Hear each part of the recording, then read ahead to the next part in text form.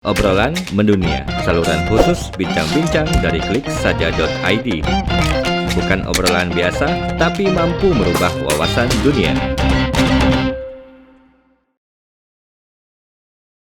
Oke, terima kasih penonton Klik Saja yang telah menunggu gitu di segmen pertama.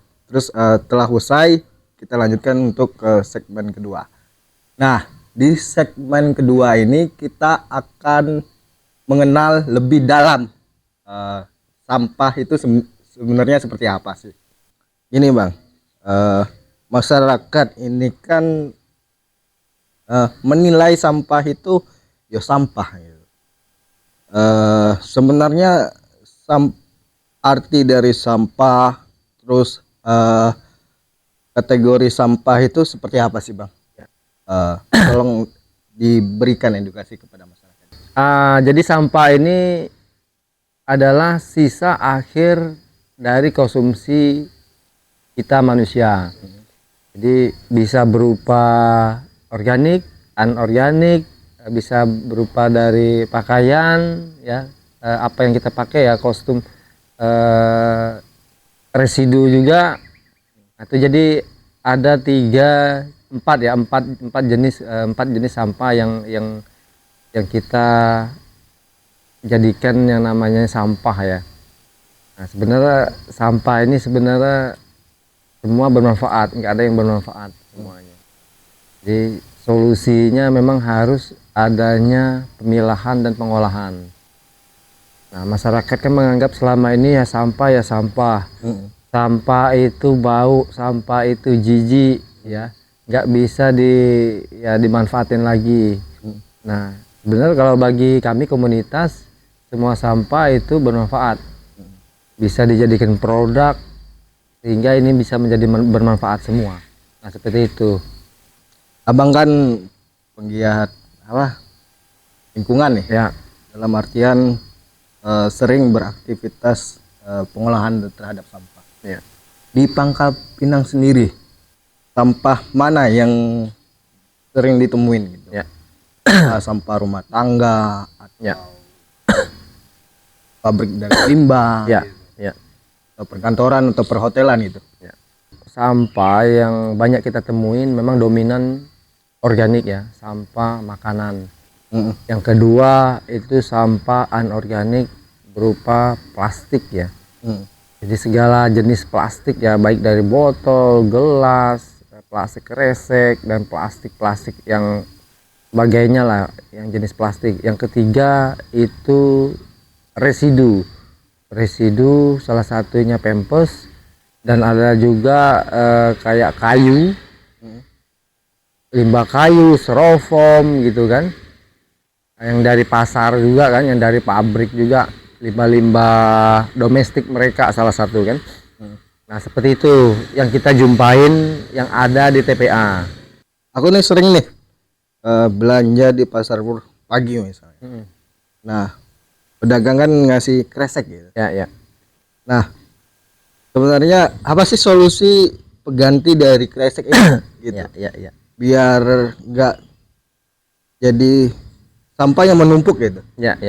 Lah, mungkin diberi tanggapannya Bang. Oke, jadi kalau di zero waste itu mengajarkan untuk mencegah ya. Ini salah satu pencegahan, mencegah sampah masuk dari rumah, salah satu yang dari kita belanja yang di pasar. Itu diharuskan membawa trash bag ya, khusus ya. Keranjang yang mungkin terbuat dari rotan, tas yang dari kain, sehingga kita nggak pakai plastik kresek atau asoy ini. Nah, ini yang harus diajarkan setiap masyarakat. Jadi kita udah mengurangi sampah dan membantu mengurangi beban dari TPA. Nah, yang kedua, kita bisa belanjaan kayak beli ya kebutuhan pokok lah, ayam, ikan, itu bisa kita bawa pakai Tupperware, nggak mesti pakai plastik. Ya memang ini terkesan mungkin dari masyarakat ribet, ya ribet. Tapi ini kalau kita pakai plastik yang sekali pakai, salah satu kresek asoy ya kan, berdampaknya bagi lingkungan luar biasa menumpuk di TPA sehingga nggak bisa dipakai lagi kan, jadi sampah dibuang langsung ke tong sampah. Nah, diambil oleh petugas kebersihan, dibuang lagi ke TPA. Nah, kalau kita pakai trash bag, bawa tas sendiri kan dari rumah kan, ini kan pencegahan tuh, jadi sampah plastik nggak masuk. Nah, di sini kita udah berkontribusi dengan lingkungan.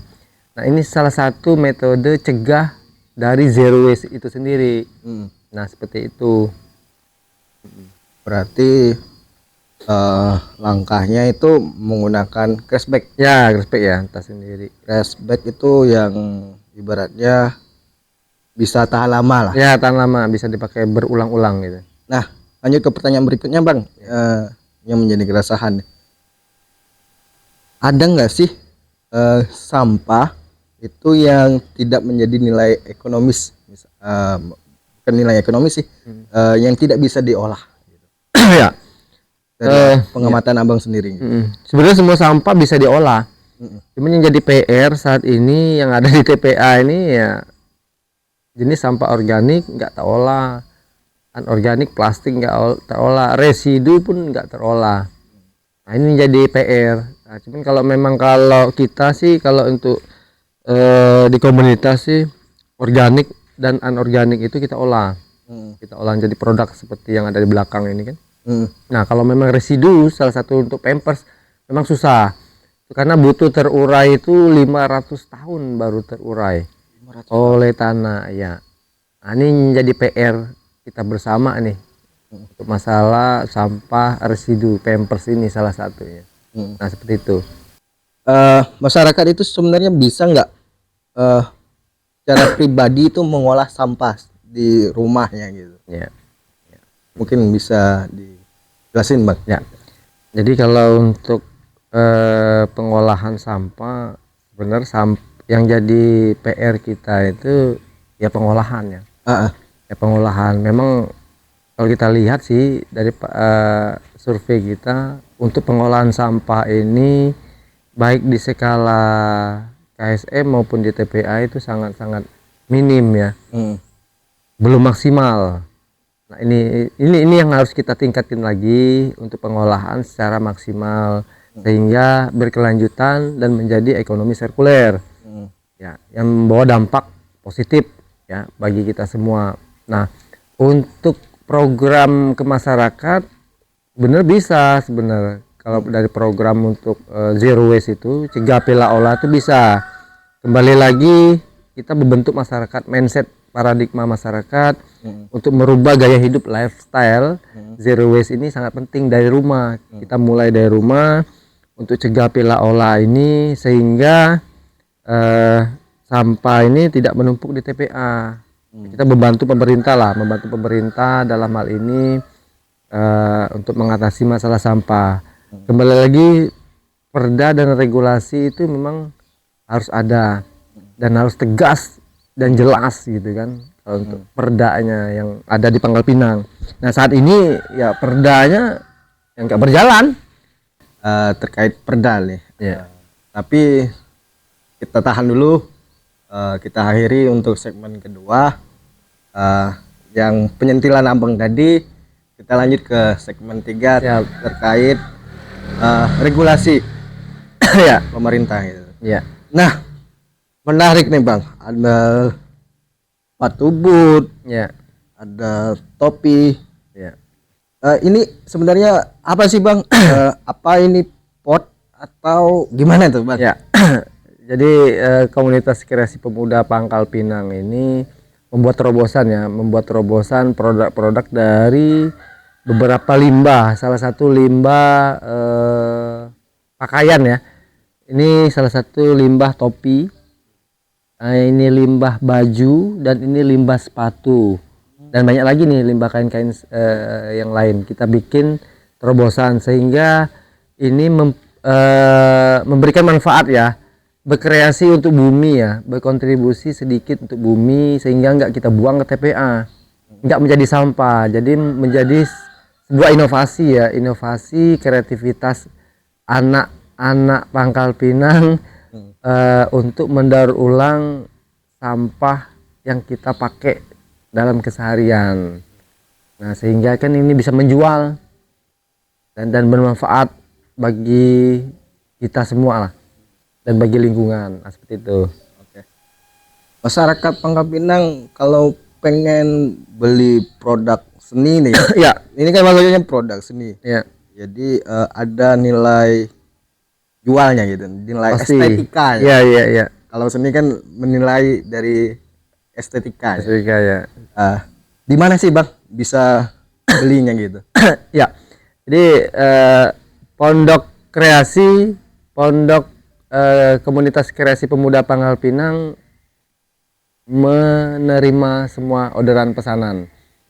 Ya, bisa pesan melalui online ataupun offline atau bisa datang langsung ke sini, kita menerima. Jadi sesuai dengan pesanan. Bisa menerima ya Bang ya? Bisa menerima. Nah, untuk harga-harganya nanti ada sesuai dengan jenis-jenis dan tingkat kerumitannya. Nah, seperti itu. Berarti bisa diorder dong Bang? Bisa. Bisa misalnya sesuai dengan pelanggan, pengennya bentuk patung gitu. Bisa. Ya. Nah, apa aja sih Bang produk ini? Menarik ini kayaknya. Ya. Bahkan ada topi PGK, Ya. keren. Ada sepatu, ini ada topi One Piece. Ya. Seperti yang Abang pakai sendiri. Ya. Topi One Piece-nya gitu. Ya. Jadi produk ini kan semua dari limbah dari masyarakat yang kita kumpul, yang kita olah bersama tim komunitas. Nah, sehingga ini memberikan manfaat yang luar biasa. Dan untuk produk-produk ini kan memang kita kreasikan untuk Pangkal Pinang, sehingga ini menjadi ikon ya, ikon Pangkal Pinang untuk daur ulang khusus sampah-sampah yang masih bisa kita manfaatin, bisa kita daur ulang gitu, kita olah gitu. Nah, seperti itu. Ya, untuk produk-produk di Pondok Kreasi kita ini ada paving block ya, paving block dari sampah kresek. Nah, ini salah satunya. Nah, ini produk dari sampah masyarakat kresek ya, semua jenis ya, makanan anak-anak, plastik kerupuk, snack anak-anak, asoy ya, segala macam lah jenis plastik ya. Ini paving block. Kelebihan paving block ini pertama tahan banting ya dari blok-blok biasa ya. Tahan banting, ramah lingkungan, dan kita telah membantu mengurangi sampah plastik yang ada saat ini. Dan memberi manfaat juga nih buat ekonomi juga nih paving block ini salah satunya ya, seperti itu.